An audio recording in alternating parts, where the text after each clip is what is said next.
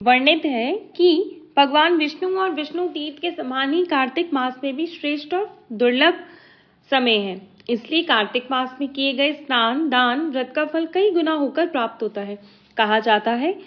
ऐसा कहा जाता है, मतलब शास्त्रों में ये वर्णित है कि जो हम पूरे वर्ष भर में जब तप करते हैं, दान करते हैं, व्रत करते हैं या फिर हम कोई मंत्र जप करते हैं या कोई भी धार्मिक अनुष्ठान करते हैं, मतलब कोई भी धार्मिक कर्म हम पूरे वर्ष भर का उसका फल और कार्तिक मास में किए गए जो पुण्य कर्म होते हैं, जो भी व्रत हम करते हैं, स्नान करते हैं, कोई एक नियम पालन करते हैं, उसका फल समान हो जाता है। मतलब वर्ष भर में अगर आप कोई भी पुण्य कर्म कर रहे हैं, करते आए हैं, उससे कई गुना होकर मात्र कार्तिक मास का फल हमें मिलता है। इसलिए कार्तिक मास को सभी मासों में श्रेष्ठ माना गया है। भगवान श्री हरि विष्णु का प्रिय मास है ये, इसलिए इस महीने में स्नान, दान, दीपदान बहुत अधिक महत्वपूर्ण माना जाता है। आज की वीडियो में मैं आपसे बात करने वाली हूँ कि कार्तिक मास के बारे में। कार्तिक मास का स्नान कब से प्रारंभ होगा, कब समाप्त होगा, कार्तिक मास का अगर आप स्नान करते हैं, व्रत धारण करते हैं तो नियम क्या होते हैं, और इसके अलावा जो बहुत सारे आप लोगों के प्रश्न रहते हैं, अगर हम स्नान करते हैं तो किन बातों का ध्यान रखें, हमें कब स्नान करना चाहिए, हमें पूजा कब करना चाहिए, मतलब कौन सा समय हो, कितने बजे से कितने बजे तक स्नान और पूजा हो जाना चाहिए। अगला आपका प्रश्न रहता है कि सूर्य को जल कब चढ़ाना चाहिए, दीपदान कब करें, कहाँ करें, तुलसी की पूजा किस प्रकार से करें और तुलसी की पूजा कब करें, सुबह करें या शाम को करें। ये सारी जानकारी आपको कार्तिक मास के व्रत और स्नान से संबंधित आज की वीडियो में मैं आपसे साझा करने वाली हूँ। इसके अलावा जैसे कि आप कार्तिक मास का स्नान या व्रत नहीं भी कर पाते तो भी कुछ नियम हैं जिनका पालन करने से आपको कार्तिक मास का लाभ मिलता है। मतलब ऐसा जरूरी नहीं कि आप व्रत धारण करें, ये जरूरी नहीं कि आप स्नान करें। इसके अलावा बहुत से नियम हैं जिनका पालन करके कार्तिक मास का आप लाभ ले सकते हैं। तो आज की वीडियो बहुत ही महत्वपूर्ण है, पूरा जरूर देखिएगा। वीडियो अच्छी लगे तो लाइक भी जरूर कीजिएगा। आपके लाइक्स और आपके कमेंट्स मेरे लिए बहुत महत्वपूर्ण होते हैं। अगर आपको आज की वीडियो उपयोगी लगे तो अपने मित्रों के साथ शेयर करना बिल्कुल ना भूलें। देखिए, कार्तिक स्नान 2 तरह से किया जाता है।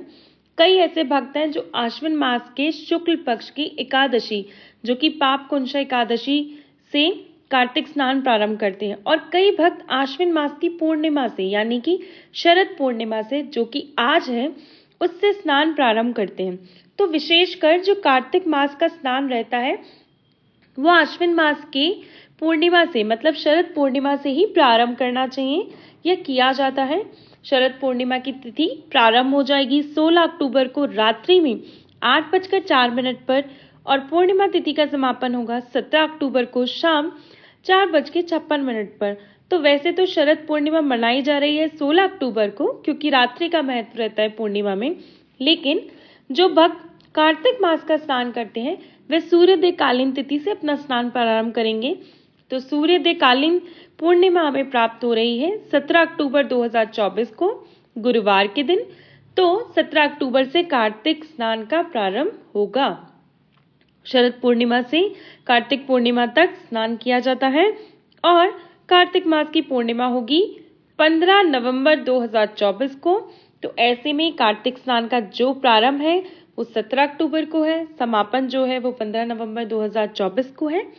अच्छा, बहुत से भक्त ऐसा भी कहते हैं कि क्या हम प्रतिपदा तिथि से कार्तिक मास का स्नान प्रारंभ करें? तो देखिए, ऐसा नहीं करना चाहिए। कार्तिक मास का स्नान आपको, अगर पूरे महीने का स्नान नियम ले रहे हैं तो कार्तिक मास का स्नान पूर्णिमा से ही प्रारंभ करना चाहिए। ब्रह्म मुहूर्त में उठें, आप स्नान का संकल्प लें, संकल्प के साथ आप कार्तिक मास का स्नान प्रारंभ करते हैं। अब बात करें कि कार्तिक मास के स्नान के नियम क्या होते हैं, मतलब किन नियमों का पालन किया जाता है अगर हम स्नान करना चाह रहे हैं। तो देखिए, आप अगर कार्तिक मास का स्नान करना चाहते हैं तो आपको सुबह जल्दी उठना पड़ता है। जल्दी से मतलब है तारों की छांव में स्नान करने का विधान है, ऐसा शास्त्र में वर्णित है। मतलब जब आकाश में तारे दिखाई दे रहे हों, रात्रि के उस पहर में हम स्नान करते हैं, मतलब ठीक ब्रह्म मुहूर्त में स्नान किया जाता है। अब ब्रह्म मुहूर्त होता क्या है? देखिए कई भक्त ऐसा पूछ रहे थे कि कितने बजे से कितने बजे तक हम स्नान कर सकते हैं, पूजा कर सकते हैं। तो देखिए सूर्योदय से मतलब है सूर्य निकलने से 1.5 घंटा पहले तक का समय ब्रह्म मुहूर्त कहा जाता है। तो जैसे कि अभी 6:30 बजे मतलब 6:30 पर सूर्योदय काल का समय है, तो इसके अनुसार 5 बजे तक हमारा कार्तिक मास का स्नान हो जाना चाहिए। मतलब 5 बजे से आप पहले ही आपको स्नान कर लेना है। इस बात का ध्यान रखिए, 5 बजे से आगे का समय नहीं होना चाहिए। तो जो कार्तिक मास के स्नान का समय रहेगा वो रहेगा 4 बजे से 5 बजे के बीच में। तो इसके लिए आपको जल्दी उठना पड़ेगा, 4 बजे से पहले उठें, फिर 4 बजे तक तो उठ ही जाएं कम से कम। इसके बाद आप घर में झाड़ू लगाएंगे, नित्य कर्मों से निर्वृत्त होंगे, स्नान कर लेंगे। सुबह उठकर बहुत ज़्यादा साफ सफाई नहीं करना, लेकिन बासी घर में पूजा नहीं होती इसलिए झाड़ू लगा लीजिएगा। इसके बाद आप स्नान कर लेंगे। अब आप इन कर्मों को करने के लिए जितना आपको समय लगता है उसके अनुसार देख लीजिए। अगर आपको उठने का समय निर्धारित करना है ये आप ध्यान रखें, ताकि आप जो है समय से पहले स्नान कर लें, यानी कि 5 बजे से पहले स्नान कर लें। स्नान करते वक्त एक चीज़ का ध्यान रखेंगे कि आप अपने जल में गंगा जल जरूर मिलाएंगे। मतलब सबसे पहले पात्र में गंगा जल डाल लीजिए, फिर जल से भर दीजिए, फिर आप स्नान कीजिए। क्योंकि शास्त्रों में कार्तिक स्नान किसी नदी या सरोवर में करना चाहिए, लेकिन ऐसा संभव नहीं हो सकता हर किसी के लिए। तो सब लोग कार्तिक मास में किसी नदी या सरोवर में स्नान तो करने रोज नहीं जा पाएंगे। तो इतना जरूर करें कि पूरे महीने में जब भी मौका मिले, तो कोई भी शुभ तिथि हो तो उस दिन जाकर अपने घर के आसपास कोई नदी हो तो वहां जाकर स्नान कर लें। लेकिन प्रतिदिन स्नान करते समय घर पर ही गंगा जल जो है जल में मिलाकर स्नान कर लें। इससे भी आपको गंगा में स्नान करने का पुण्य फल प्राप्त होगा। स्नान करने के बाद साफ स्वच्छ वस्त्र धारण कर लीजिए। इसके बाद भगवान श्री हरि विष्णु की पूजा करें, तुलसी की पूजा करें, सूर्य देव को जल दें। ये 3 काम प्रतिदिन नियम पूर्वक करने हैं। विष्णु जी की पूजा, तुलसी की पूजा और सूर्य देव को जल। अब जैसे कि कई भक्तों के प्रश्न ये भी थे कि कितने बजे तक हमारी पूजा पूर्ण हो जानी चाहिए। देखिए स्नान का एक निश्चित समय है कि आप ब्रह्म मुहूर्त में स्नान कर लीजिए। उसके बाद पूजा आप कितने समय तक भी कर सकते हैं। जैसे कि स्नान के बाद जब आप पूजा करने बैठ रहे हैं तो कितने नियम आपने ले रखे हैं, कितनी माला आपको मंत्र जप करना है, कौन सा पाठ आप रोज करते हैं, उसमें कितना समय लगेगा, ये पूरी तरह से आपकी पूजा पे निर्भर करता है। बहुत से भक्त हैं जो बहुत अधिक माला करते हैं तो उन्हें अवश्य ही समय ज्यादा लगेगा। कई भक्त हैं जो रूटीन पूजा करते हैं, सिर्फ भगवान विष्णु की पूजा करेंगे, तुलसी की पूजा करेंगे, सूर्य को जल देंगे, तो उन्हें समय कम भी लगेगा। तो ये पूरी तरह से आपकी अपनी क्षमता और कार्यशैली पर निर्भर करता है। वैसे अगर आप कोई महिला हैं, आपके छोटे बच्चे हैं, तो तब भी अगर आप ब्रह्म मुहूर्त में उठकर स्नान करके पूजा करते हैं तो आपके बच्चों को स्कूल जाने से पहले आपका स्नान पूजा सब हो जाता है। आप आराम से टिफिन बनाकर बच्चों को स्कूल भेज सकते हैं। अब कोई प्रश्न ये भी आए थे कि भगवान सूर्यदेव को जल हमें कब देना चाहिए, भगवान विष्णु की पूजा से पहले या फिर उनकी पूजा के बाद।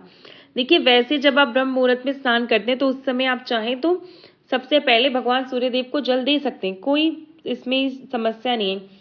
लेकिन भगवान सूर्यदेव क्योंकि प्रत्यक्ष देवता हैं तो हम उन्हें देखकर भी जल दे सकते हैं। तो थोड़ा समय इंतजार कर लें। जैसे कि आप भगवान विष्णु की पूजा कर लीजिए, तुलसी जी की पूजा कर लीजिए, आप माला मंत्र करना चाहते हैं वो कर लीजिए। जब भगवान सूर्यदेव उदित हो तो उनको देखकर, उनके दर्शन कर कर आप उन्हें जल दे सकते हैं, उसका लाभ हमें मिलता है।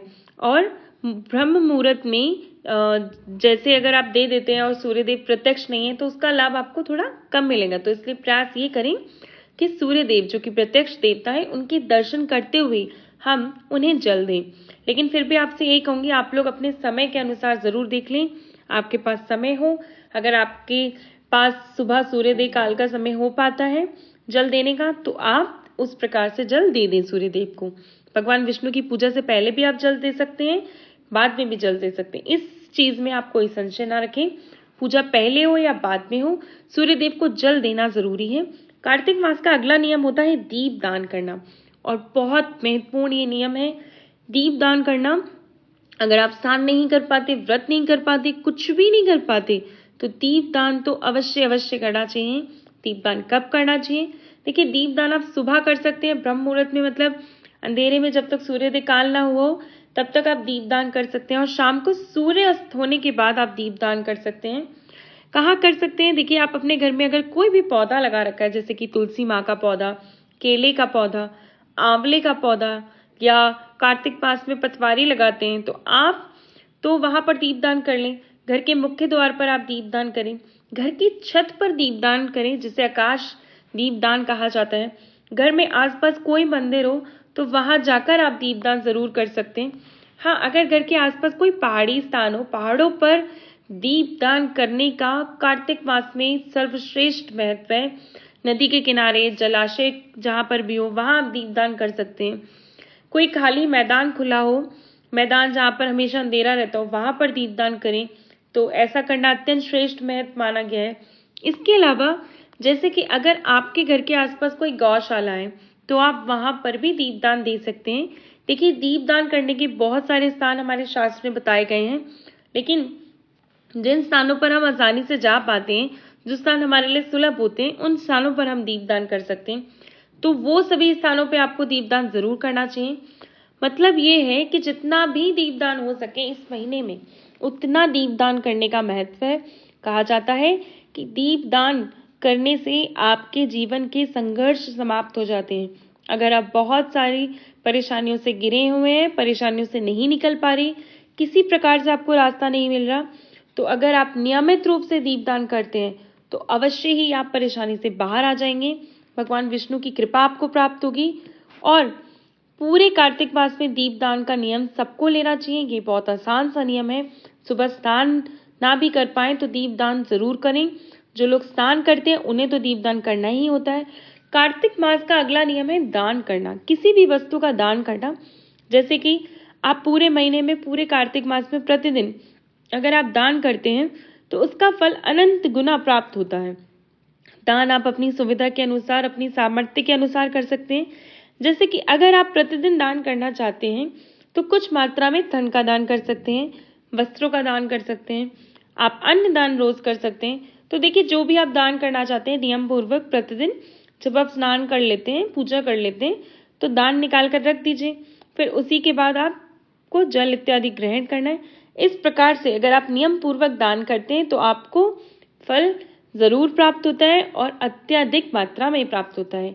तो कार्तिक मास के ये विशेष नियम होते हैं: स्नान दान, दीपदान, तुलसी पूजन, भगवान सूर्य की पूजा और भगवान शालिग्राम यानी कि भगवान विष्णु की पूजा।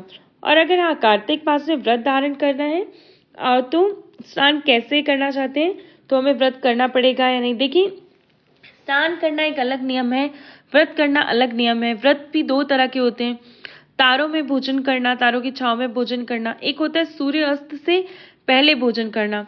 तो कार्तिक स्नान एक अलग नियम है, तो इसका कार्तिक स्नान में एक अलग नियम है। कार्तिक मास का व्रत करना जो है, स्नान करते हैं उनके लिए जरूरी नहीं है। आप व्रत धारण करते हैं तो करते आए हैं तो करिए, नहीं करते आए हैं तो नहीं कर सकते। ये आपने जैसा संकल्प लिया हो उस प्रकार से करना है। कार्तिक मास का स्नान करना अत्यंत आवश्यक है। और कार्तिक मास का अगर आप व्रत धारण करते हैं तो उसमें फिर बहुत सारे नियम एक साथ जुड़ जाते हैं। जैसे कि अगर आप व्रत करते हैं तो भूमि पर शयन करना होगा, ब्रह्मचर्य का पालन करना होगा, एक समय भोजन करना होगा, बहुत सारी चीजों का त्याग करना होगा, शरीर पे तेल नहीं लगा सकते, पूरी तरह से संयम से आपको रहना होगा, कम बोलें, मौन रहें, कम से कम बोलें, किसी प्रकार से क्रोध, निंदा, चुगली ये सब ना करें।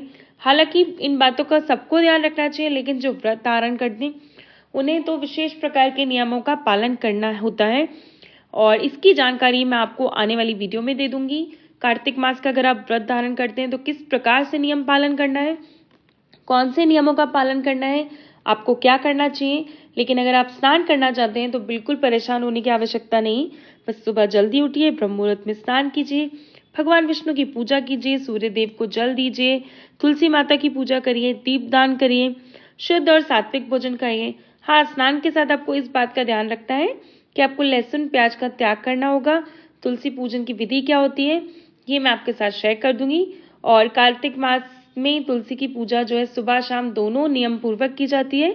सुबह आप भगवान श्री विष्णु की पूजा करेंगे, शाम को माता तुलसी की आप पूजा करेंगे, उन्हें जल अर्पित करेंगे, धूप दीप अर्पित करेंगे और विधि विधान से उनकी पूजा करके मंत्रों का जप जरूर करना चाहिए। तुलसी के पास बैठकर आप तुलसी का पाठ कर सकते हैं, तुलसी स्रोत का पाठ कर सकते हैं, कोई जप मंत्र कर सकते हैं। ओम नमो भगवते वासुदेवाय नमः, इस मंत्र का भी आप तुलसी के पास जप कर सकते हैं। मतलब कार्तिक मास में सुबह और शाम दोनों समय तुलसी में दीपदान किया जाता है, क्योंकि हम जल्दी उठते हैं तो स्नान करने के बाद सूर्य देव से पहले हम तुलसी को जल देते हैं और दीपदान भी करते हैं। तो तुलसी की पूजा की संपूर्ण विधि मैं आपसे आगे शेयर करूंगी, तो ज़रूर देखिएगा। कार्तिक मास का एक नियम ये भी वैसे है कि धार्मिक पुस्तकें ज़्यादा से ज़्यादा आप पढ़ें, कोई पुराण पढ़ सकते हैं, आप चाहें तो कार्तिक मास की कथा कहानियाँ पढ़ सकते हैं, सत्संग सुन सकते हैं, मंत्रों का जप कर सकते हैं, भजन कीर्तन कर सकते हैं। अधिक संख्या में भगवान के नाम का स्मरण जप तप करना, मंत्रों को सुनना, भजन कीर्तन करना, ये सबसे भी बहुत अधिक फल प्राप्त होता है। तो प्रयास कीजिए कि कार्तिक मास में अधिक से अधिक समय भगवान के चिंतन में, भगवान की भक्ति में लगाएं। और कार्तिक मास में जो देखिए स्नान है वो आप ज़रूर करिए, और जो भी ये नियम मैंने बताया उनका पालन करने की आप पूरी कोशिश कीजिए। बहुत आसान से नियम है और आप कर पाएंगे, ऐसी मैं उम्मीद करती हूँ। और अगर आप कोई शुभ कार्य करना चाहते हैं तो आप वो कर सकते हैं।